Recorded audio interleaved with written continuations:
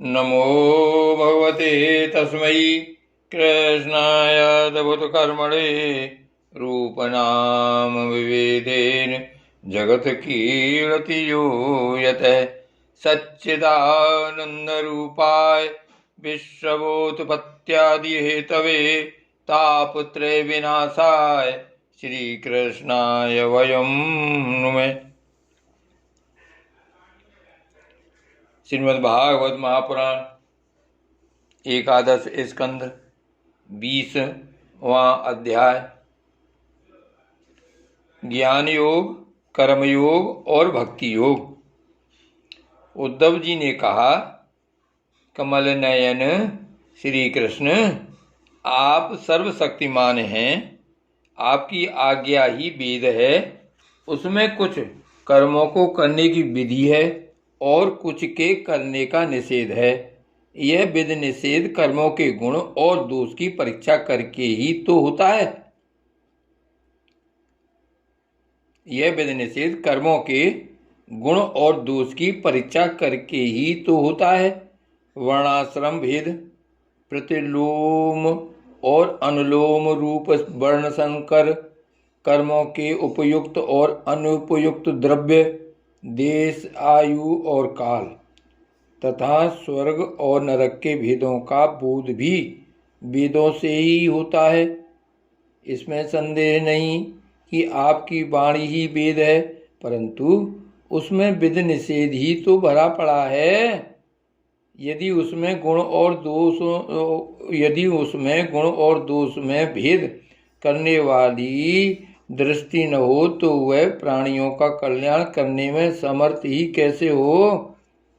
सर्वशक्तिमान परमेश्वर, आपकी वाणी वेद ही पितर, देवता और मनुष्यों के लिए श्रेष्ठ मार्गदर्शक का काम करता है, क्योंकि उसी के द्वारा स्वर्ग, मोक्ष आदि अदृष्ट वस्तुओं का बोध होता है और इस लोक में भी किसका कौन सा साध्य है और क्या साधन, इसका निर्णय भी उसी से होता है। प्रभु, इसमें संदेह नहीं कि गुण और दोषों में भेद दृष्टि आपकी वाणी वेद के ही अनुसार है, किसी की अपनी कल्पना नहीं। परंतु प्रश्न तो यह है कि आपकी वाणी ही भेद का निषेध भी करती है। यह विरोध देखकर मुझे भ्रम हो रहा है। आप कृपा करके मेरा यह भ्रम मिटाइए। भगवान श्री कृष्ण ने कहा, प्रिय उद्धव, मैंने ही वेदों में एवं अन्यत्र भी मनुष्यों का कल्याण करने के लिए आधिकारिक भेद से 3 प्रकार के योगों का उपदेश किया है। वे हैं ज्ञान, कर्म और भक्ति। मनुष्यों के परम कल्याण के लिए इनके अतिरिक्त और कोई उपाय कहीं नहीं है। उद्धव जी, जो लोग कर्मों तथा उनके फलों से विरक्त हो गए हैं और उनका त्याग कर चुके हैं, वे ज्ञान योग के अधिकारी हैं। इसके विपरीत जिनके चित्त में कर्मों और उनके फलों से वैराग्य नहीं हुआ है, उनमें दुख बुद्धि नहीं हुई है, वे सकाम व्यक्ति कर्म योग के अधिकारी हैं। जो पुरुष न तो अत्यंत विरक्त है और न अत्यंत आसक्त ही है तथा किसी पूर्व जन्म के शुभ कर्म से सौभाग्यवश मेरी लीला कथा आदि में उसकी श्रद्धा हो गई है, वह भक्ति योग का अधिकारी है। उसे भक्ति योग के द्वारा ही सिद्धि मिल सकती है। कर्म के संबंध में जितने भी विधि निषेध हैं, उनके अनुसार तभी तक कर्म करना चाहिए जब तक कर्ममय जगत और उससे प्राप्त होने वाले स्वर्ग आदि सुखों से वैराग्य न हो जाए, अथवा जब तक मेरी लीला कथा के श्रवण कीर्तन आदि में श्रद्धा न हो जाए। उद्धव, इस प्रकार अपने वर्ण और आश्रम के अनुकूल धर्म में स्थित रहकर यज्ञों के द्वारा बिना किसी आशा और कामना के मेरी आराधना करता रहे और निषिद्ध कर्मों से दूर रहकर केवल विहित कर्मों का ही आचरण करे तो उसे स्वर्ग या नरक में नहीं जाना पड़ता। अपने धर्म में निष्ठा रखने वाला पुरुष इस शरीर में रहते रहते ही निषिद्ध कर्म का परित्याग कर देता है और रागादि मलों से भी मुक्त पवित्र हो जाता है। इसी से अनायास ही उसे आत्म साक्षात्कार रूप विशुद्ध तत्व ज्ञान अथवा द्रुत चित्त होने पर मेरी भक्ति प्राप्त होती है। यह विधि निषेध का रूप कर्म का अधिकारी मनुष्य शरीर बहुत ही दुर्लभ है। स्वर्ग और नरक दोनों ही लोकों में रहने वाले जीव इसकी अभिलाषा करते रहते हैं, क्योंकि इसी शरीर में अंतःकरण की शुद्धि होने पर ज्ञान अथवा भक्ति की प्राप्ति हो सकती है। स्वर्ग अथवा नरक का भोग प्रधान शरीर किसी भी साधन के उपयुक्त नहीं है। बुद्धिमान पुरुष को न तो स्वर्ग की अभिलाषा करनी चाहिए और न नरक की ही, और तो क्या इस मनुष्य शरीर की भी कामना न करनी चाहिए, क्योंकि किसी भी शरीर में गुण बुद्धि और अभिमान हो जाने से अपने वास्तविक स्वरूप की प्राप्ति के साधन में प्रमाद होने लगता है। यद्यपि यह मनुष्य शरीर है तो मृत्युग्रस्त ही, परंतु इसके द्वारा परमार्थ की सत्य वस्तु की प्राप्ति हो सकती है। बुद्धिमान पुरुष को चाहिए कि यह बात जानकर मृत्यु होने के पूर्व ही सावधान होकर ऐसी साधना कर ले जिससे वह जन्म मृत्यु के चक्कर से सदा के लिए छूट जाए, मुक्त हो जाए। यह शरीर एक वृक्ष है, इसमें घोंसला बनाकर जीव रूप पक्षी निवास करता है। इसे यमराज के दूत प्रतिक्षण काट रहे हैं। जैसे पक्षी कटते हुए वृक्ष को छोड़कर उड़ जाता है, वैसे ही अनासक्त जीव भी इस शरीर को छोड़कर मोक्ष का भागी बन जाता है, परंतु आसक्त जीव दुख ही भोगता रहता है। प्रिय उद्धव, ये दिन और रात क्षण क्षण में शरीर की आयु को क्षीण कर रहे हैं। यह जानकर जो भय से कांप उठता है, वह व्यक्ति इसमें आसक्ति छोड़कर परम तत्व का ज्ञान प्राप्त कर लेता है और फिर इसके जीवन मरण से निरपेक्ष होकर अपने आत्मा में ही शांत हो जाता है। यह मनुष्य शरीर समस्त शुभ फलों की प्राप्ति का मूल है और अत्यंत दुर्लभ होने पर भी अनायास सुलभ हो गया है। इस संसार सागर से पार जाने के लिए यह एक सुदृढ़ नौका है। शरण ग्रहण मात्र से ही गुरुदेव इसके केवट बनकर पतवार का संचालन करने लगते हैं और स्मरण मात्र से ही मैं अनुकूल वायु के रूप में इसे लक्ष्य की ओर बढ़ाने लगता हूँ। इतनी सुविधा होने पर भी जो इस शरीर के द्वारा संसार सागर से पार नहीं हो जाता, वह तो अपने हाथों अपने आत्मा का हनन अधःपतन कर रहा है। प्रिय उद्धव, जब पुरुष दोष दर्शन के कारण कर्मों से उद्विग्न और विरक्त हो जाए, तब जितेंद्रिय होकर वह योग में स्थित हो जाए और अभ्यास आत्मानुसंधान के द्वारा अपना मन मुझ परमात्मा में निश्चल रूप से धारण करे। जब स्थिर करते समय मन चंचल होकर इधर उधर भटकने लगे, तब झटपट बड़ी सावधानी से उसे मनाकर, समझा बुझाकर, फुसलाकर अपने बस में कर ले।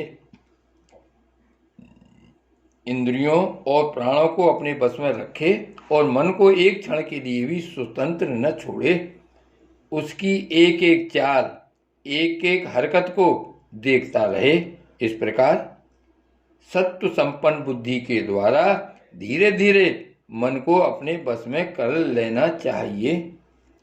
जैसे सवार घोड़े को अपने बस में करते समय उसे अपनी मनोभाव की पहचान कराना चाहता है, अपनी इच्छा के अनुसार उसे चलाना चाहता है और बार बार फुसलाकर उसे अपने बस में कर लेता है, वैसे ही मन को फुसलाकर उसे मीठी मीठी बातें सुनाकर बस में कर लेना भी मीठी मीठी बातें सुनाकर बस में कर लेना भी परम योग है। सांख्य शास्त्र में प्रकृति से लेकर शरीर पर्यंत सृष्टि का जो क्रम बतलाया गया है उसके अनुसार सृष्टि चिंतन करना चाहिए और जिस क्रम से शरीर आदि का प्रकृति में लय बताया गया है उस प्रकार लय चिंतन करना चाहिए। यह क्रम तब तक जारी रखना चाहिए तब तक मन शांत स्थिर न हो जाए। जो पुरुष संसार से विरक्त हो गया है और जिसे संसार के पदार्थों में दुख बुद्धि हो गई है वह अपने गुरुजनों के उपदेश को भली बात समझकर बार बार अपने स्वरूप के ही चिंतन में संलग्न रहता है। इस अभ्यास से बहुत शीघ्र ही उसका मन अपनी वह चंचलता जो अनात्मा शरीर आदि में आत्मबुद्धि करने से हुई है छोड़ देता है। यम नियम आसन प्राणायाम प्रत्याहार धारणा ध्यान समाधि आदि योग मार्गों से वस्तु तत्व का निरीक्षण परीक्षण करने वाली आत्मविद्या से तथा मेरी प्रतिमा की उपासना से अर्थात कर्मयोग ज्ञान योग और भक्ति योग से मन परमात्मा का चिंतन करने लगता है और कोई उपाय नहीं है। उद्धव जी, वैसे तो योगी कभी कोई निंदित कर्म करता ही नहीं, परंतु यदि कभी उससे प्रमादवश कोई अपराध बन जाए तो योग के द्वारा ही उस पाप को जला डाले। कृच्छ चांद्रायण आदि दूसरे प्रायश्चित कभी न करे। अपने अपने अधिकार में जो निष्ठा है वही गुण कहा गया है। इस गुण दोष और विधि निषेध के विधान से यही तात्पर्य निकलता है कि किसी प्रकार विषयासक्ति का परित्याग हो जाए, क्योंकि कर्म तो जन्म से ही अशुद्ध हैं, अनर्थ के मूल हैं। शास्त्र का तात्पर्य उनका नियंत्रण नियम ही है। जहाँ तक हो सके प्रवृत्ति का संकोच ही करना चाहिए। जो साधक समस्त कर्मों से विरक्त हो गया हो, उनमें दुख बुद्धि रखता हो, मेरी लीला कथा के प्रति श्रद्धालु हो और यह भी जानता हो कि सभी लोग भोग और भोग वासनाएं दुख रूप हैं, किंतु इतना सब जानकर भी जो उनके परित्याग में समर्थ न हो, उसे चाहिए कि उन भोगों को तो भोग ले, परंतु उन्हें सच्चे हृदय से दुखजनक समझे और मन ही मन उसकी निंदा करे तथा उसे अपना दुर्भाग्य ही समझे। साथ ही इस दुविधा की स्थिति से छुटकारा पाने के लिए श्रद्धा, दृढ़ निश्चय और प्रेम से मेरा भजन करे।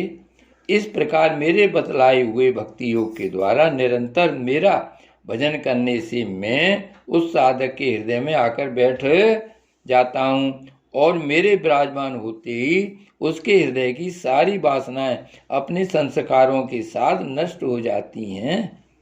इस तरह जब उसे मुझ सर्वात्मा का साक्षात्कार हो जाता है तब तो उसके हृदय की गांठ टूट जाती है, उसके सारे संशय छिन्न भिन्न हो जाते हैं और कर्म वासनाएं सर्वथा क्षीण हो जाती हैं।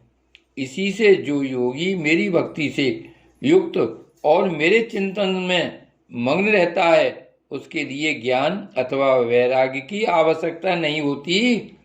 उसका कल्याण तो प्राय मेरी भक्ति के द्वारा ही हो जाता है।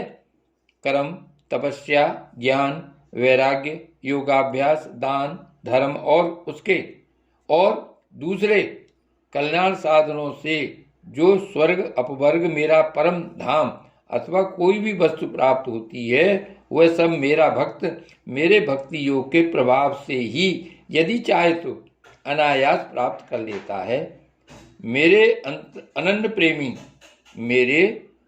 प्रेमी एवं धैर्यवान साधु भक्त स्वयं तो कुछ चाहते ही नहीं। यदि मैं उन्हें देना चाहता हूँ और देता भी हूँ तो भी दूसरी वस्तुओं की तो बात ही क्या, वे केवल मोक्ष भी नहीं लेना चाहते। उद्धव जी, सबसे श्रेष्ठ एवं महान निःश्रेयस परम कल्याण तो निरपेक्षता का ही दूसरा नाम है। इसलिए जो निष्काम और निरपेक्ष होता है उसी को मेरी भक्ति प्राप्त होती है। मेरे अनन्य प्रेमी भक्तों का और उन समदर्शी महात्माओं का जो बुद्धि से अतीत परम तत्व को प्राप्त हो चुके हैं, इन विधि और निषेध से होने वाले पुण्य और पाप से कोई संबंध ही नहीं होता। इस प्रकार जो लोग मेरे बतलाए हुए इन ज्ञान, भक्ति और कर्म मार्गों का आश्रय लेते हैं, वे मेरे परम कल्याण स्वरूप धाम को प्राप्त होते हैं, क्योंकि वे परब्रह्म तत्व को जान लेते हैं। श्री भागवत भगवान की जय। श्री वल्लभाधीश की जय। श्री गोवर्धननाथ की जय।